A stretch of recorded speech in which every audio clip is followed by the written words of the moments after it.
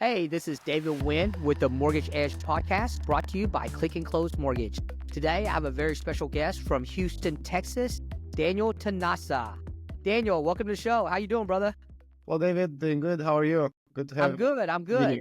So, our podcast, we bring top realtors from across the country on there. You've been a top realtor for quite a long time now. So let's talk a little bit about your journey and how you got started. How long have you been a realtor, Daniel? Yeah, so I've been a realtor for about 2 years and a half now, and I've been an investor for about 4 years now. Okay. When did you buy your first investment property? So I bought my first investment property in the beginning of 2021, in January 2021. Yeah, so almost 4 years Okay. since I got my I first. know, but our guests don't know how many investment properties do you have today? So I have 18 rental properties right now, 18 single-family homes. That's amazing. Let's talk about that a little bit. So 18 investment properties over the course of 4 years. That's a lot, man. You're buying one almost every 2 months. Where do you? I mean, let's dive into that. I didn't know we were going to go down this road, but I'd like to get into investing. I really don't have that much money. How do I get started? For sure. In the beginning, when I bought my first one, I just found me a real estate investor friendly realtor. I went on Bigger Pockets, found a realtor that way. She's my broker now, actually, and she's been great. And she was like teaching me or showing me around and everything and what I need to look into. So that was really appreciated because she guided me for the right markets and in the right area. I was looking at properties that were not really probably making the best investments long term. I was looking at property that would have cash flow best, but maybe it's in a war zone or in an area that doesn't appreciate. So that kind of insight helped me a lot. But yeah, for the first property, I just went the traditional route, bought it off the MLS with a realtor. I still try to do a little bit of investor hustle also. So I bought it a little bit in not the best condition, like it needed some paint, some floors. So I did a little bit of renovation on it. But yeah, that's pretty much how I bought the first one. And then from there, I kind of started doing some more advanced stuff a little bit. I start looking into like the bar method. That's been a great one for me. Like lately, I use the bar method for most of the properties that I'm buying, unless I have an option to buy it with seller financing or take it subject to the existing loan and get a lower interest rate that way. But if none of those is an option, I would probably, the bar method is my go-to, and I'm buying it usually with private money, fix it up, rent it out, then refinance, pull money out, and reuse the same money to buy more and more properties. Let's talk about the Burr method. I know what it is. You know what it is, but a lot of our audience don't know this. It's kind of what you just said right there. Refinance it. So let's take me as if I'm in kindergarten, Daniel. What's the Burr method? For sure. Yeah. So BRRRR stands for BEATS: buy, rehab, rent, refinance, and repeat. So basically, you go on the market or off market, wherever you're able to find the deal, and you look for a property that needs some work done to it to increase the value. So you're gonna buy the property under market value. Let's say you buy a property in a $250,000 neighborhood, but you buy it for $150 because it's in such a terrible shape. It needs a new roof, it needs paint, floors, some windows, whatever it is. So you buy that for much lower than market value. You put $30,000-$40,000 in the house. You buy it for $150, you put 30 in it, you increase the value to like $230, $240. So now you can go to a bank and get a loan, and they're going to give you 75% of the appraised value, of the new appraised value. So if the value appraised for 240, they're going to give you 75% of 240. So you're going to be able to pull all your money out of the deal. And like that, you can reuse the same money to buy more and more properties. Because if you need to put 20% down on each property you buy, you can only buy like maybe one house a year, two houses a year if you earn really good money, but you're not going to be able to buy as many. This is a way that you can reuse and recycle the same money to buy a house every 2 months. So with that being said, so you're using a hard money lender to buy the house initially. Is that correct? Yes, I use quite a few hard money lenders, and now lately I'm using a lot of private money lenders, basically seasoned investors that have been doing what I'm doing now. They have been hustling for a long time, but they are now more passively. They are just like, yeah, I'm gonna throw some money in the market for the new investors, help them out, and they are like, that's the most passive side of real estate, because everybody says real estate is passive. It's not really that passive when you own a rental property, right? You still have to manage the property and tenants and all that stuff. When you lend money out, that's the as passive as it gets. So pretty much, yeah, they are like older investors that they don't really want to deal with the construction, with finding deals and all that anymore, and they are just lending money out. So yeah, meeting people at uh, RIAs and the networking events and stuff like that. That's how I kind of network with my private money lenders. And now pretty much I'm calling them like, hey, I have this house. I'm buying it for this much. The ARV after repair value is this much. It needs this much in work. Will you be able to lend me? And most of the time, they're going to lend me the purchase price, the rehab money, the closing cost. So if I buy it right, if I get the house under contract for the right price, it's going to cost me zero money out of pocket from the first moment that I get the house. That I never put any of my money in. I'm saying refinance and pull money out, but I actually don't pull money out because I never put my money in, like the private money. So that's, yeah, a powerful way to do it. That's awesome, man. That's awesome. So let's rewind a little bit. What got you into real estate? What's your background? Yeah, so I moved to the States. I'm from Romania originally. I moved to the States in 2018.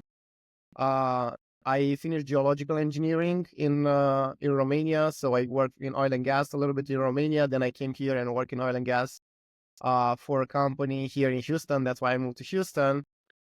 Then actually, since I was in oil and gas, I already kind of like I was working in the field, but I felt like I want to do something more than just showing up at a new rig whenever a new job is happening. And I wanted to do something on my own. I was thinking about opening a business and something. So I started reading a lot of books about financing, about investing, about stock market, and kind of all the roads were leading towards real estate. I was really reluctant about going to real estate because I'm from Romania. Over there, we are building houses with brick and mortar and steel and like strong buildings. And here, you guys are building these houses out of sticks. And I was like, I don't want to have anything to do with that. I don't know the market. I don't know how they are building. I don't know the building code. So I'm not gonna touch it. But yeah, eventually, like all the books I read and seeing all the advantages you have over time, all the appreciation, the cash flow, the depreciation, the tax benefits, like I was like, yeah, that's kind of like a no-brainer. Probably I should start looking into that. So yeah, eventually I found a realtor, bought my first one, and got hooked, and went from there. That's awesome. I kind of know your story. You know, you kind of left there during COVID, and that's kind of when you started investing into real estate and stuff like that. So COVID Right. was like a blessing for you.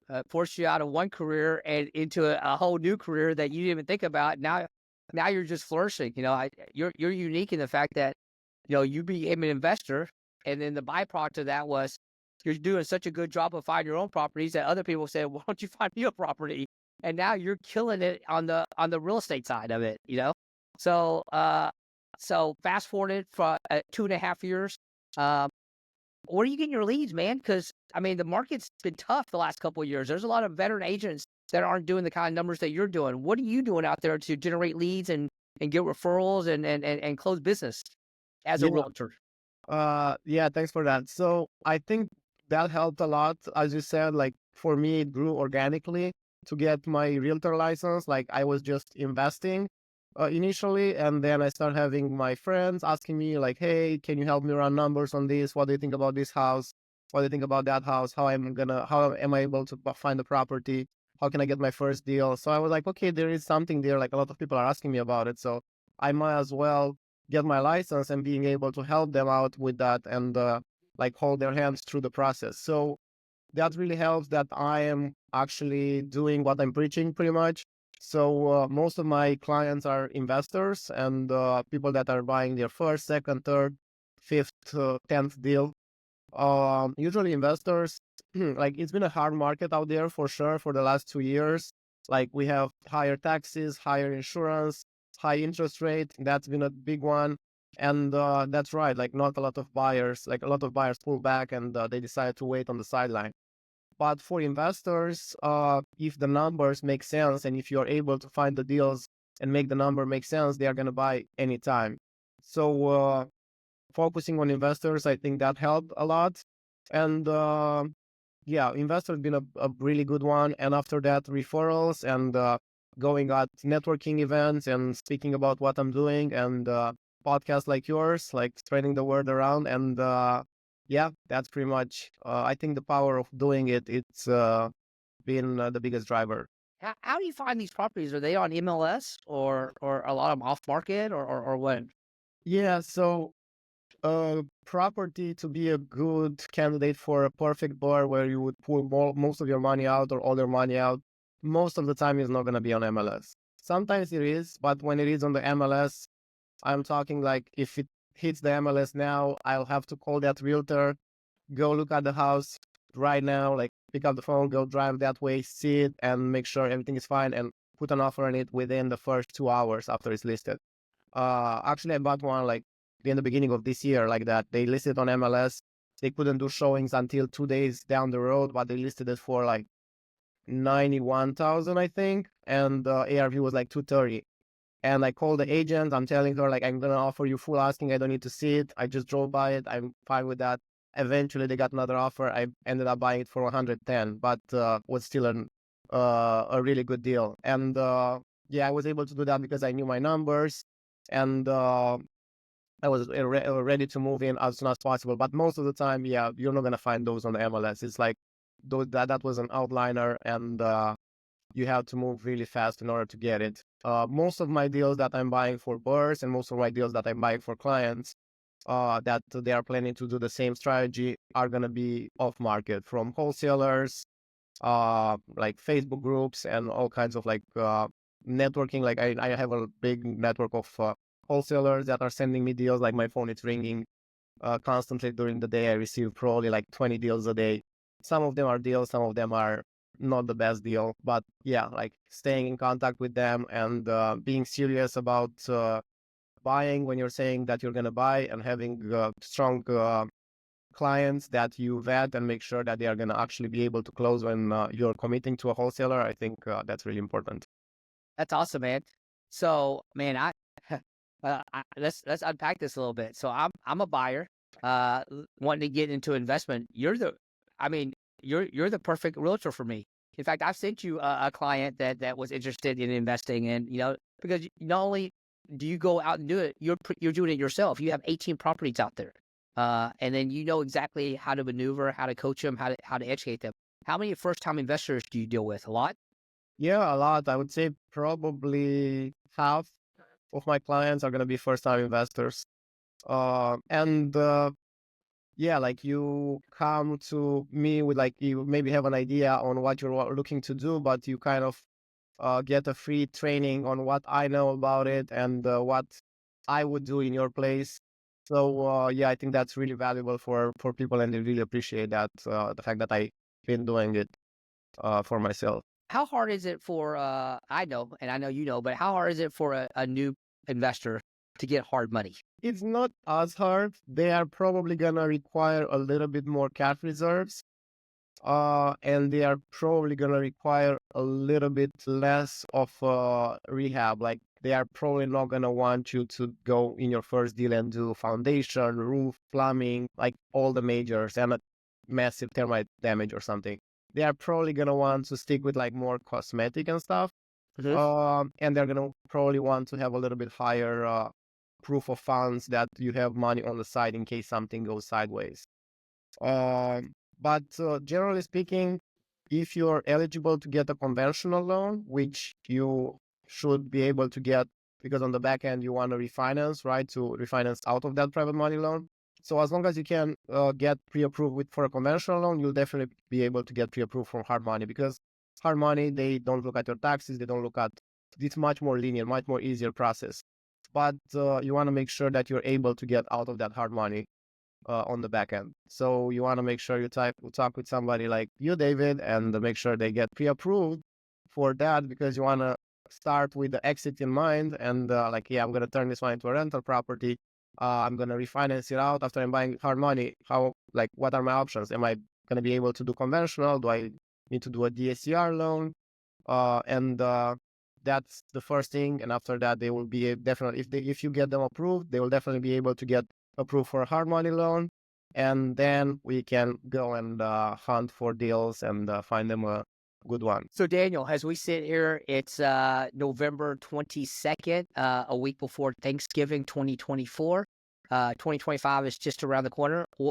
What's the big plans for 2025? Where are you headed? What's going on? I know we've talked a little bit about you want to dabble in multifamily and commercial and some other stuff. So what you got planned next year, Daniel? For sure.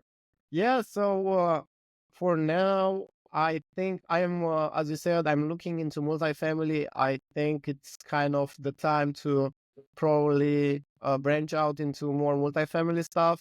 And instead of buying one single family at a time, look into like 20, 30 units and so on, and even bigger after that. I've been looking all this year also for multifamily. I didn't really see much of a deal there yet. So unless I find a really good deal for multifamily, probably 2025 is gonna be more of the same I've been doing for 2024, pretty much. So yeah, the plan is to be able to buy a house every 2 months for single family, and to be on the lookout and underwrite deals for multifamily, and hopefully I'll be able to get something for multifamily. But I'm really not in a hurry on that, because if there is not a deal, I'm not gonna force a deal. I'm just gonna wait it out until I will find the right one. And yeah, till there, I will just keep doing these small multifamily or single families. That's awesome. One last question. With 18 houses, do you manage your own properties or do you have a management company? I do. I still manage all of them myself. But yeah, eventually I'll have to get somebody get that outsourced. But for now, yeah, I'm still managing it myself. I have a virtual assistant that she's helping a little bit with some stuff and sending notices and texts and stuff to tenants. But yeah, I'm still doing most of the work myself. I need to start delegating more. So that's something I need to work on in 2025. That's awesome. Well, brother, I can sit here and talk to you all day, but I know you have clients that you need to go help. What did we not talk about that we should have talked about?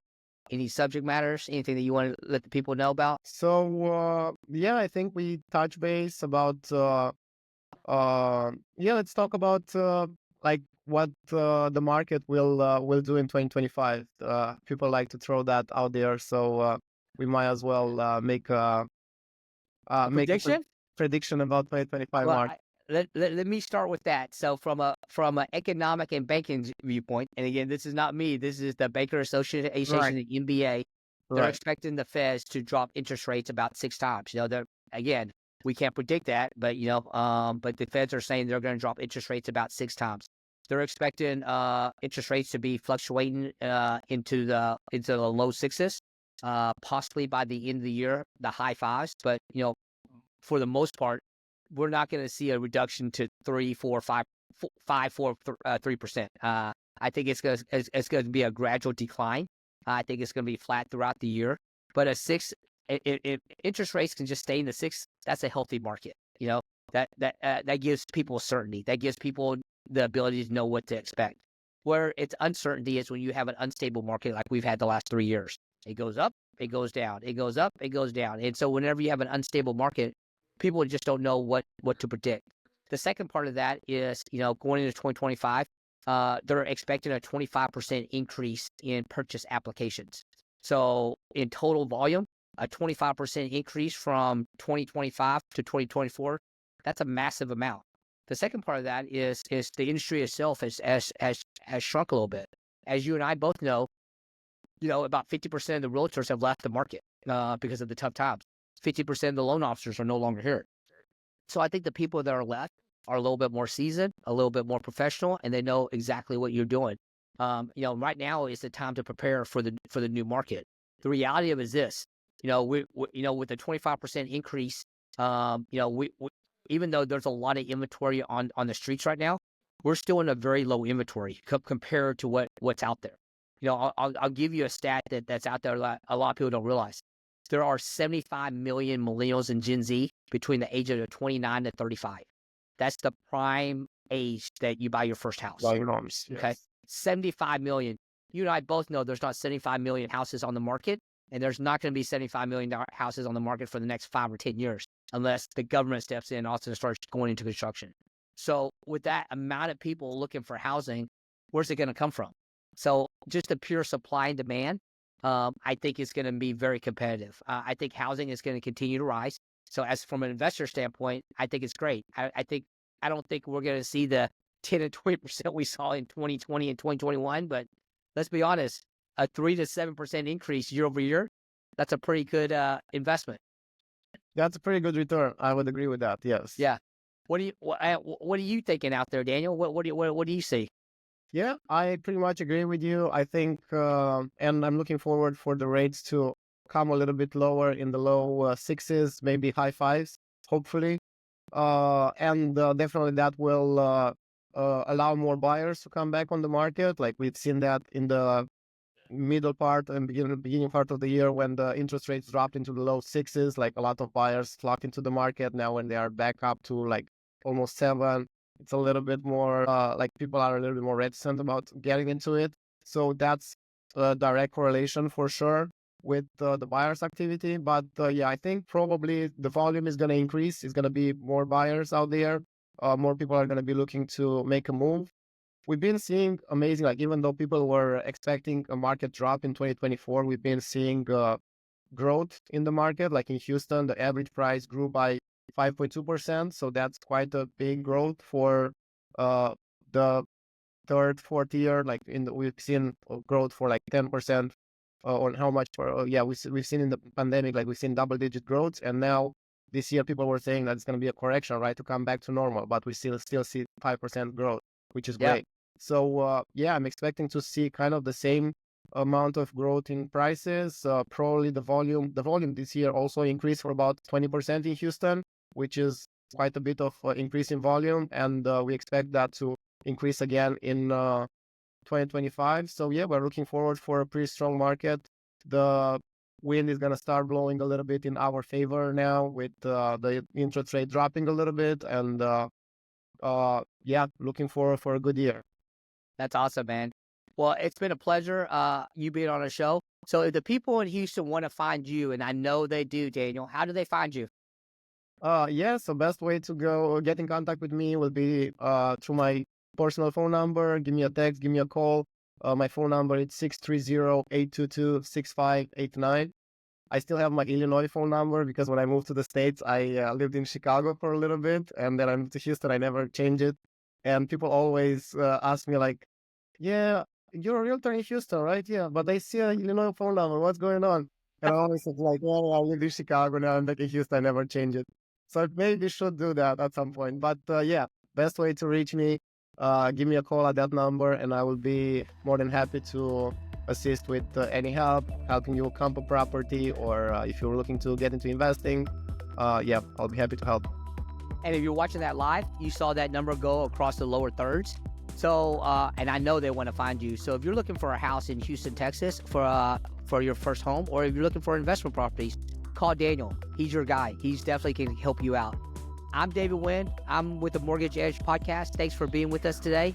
Bye, guys.